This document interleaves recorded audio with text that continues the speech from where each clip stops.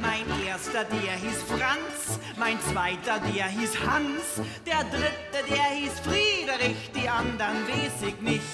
Den neuesten hab ich schon, der ist ne Sensation, der spricht schon von der Hochzeitsnacht, da hab ich mir gedacht. Warum liebt der Wladimir gerade mir, weil dem so neu ist, dass ihm nicht treu ist. Darum liebt der Wladimir gerade mir und nicht dir, weil ihn augenblicklich keine macht so glücklich. Schenkt er auch mitunter Schokolade dir und doch gehört der Wladimir mir. Warum liebt der Wladimir gerade mir und nicht dir, weil er Häuser bauen kann auf mir.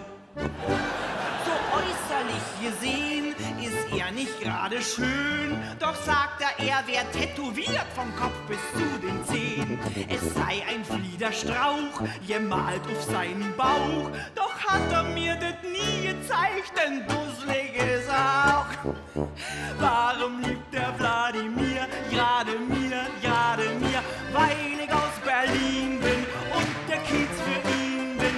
Darum liebt der Wladimir gerade mir und nicht dir, weil er wohl begründet, doch nichts Besseres findet. Greift er auch mitunter an die Wade dir und doch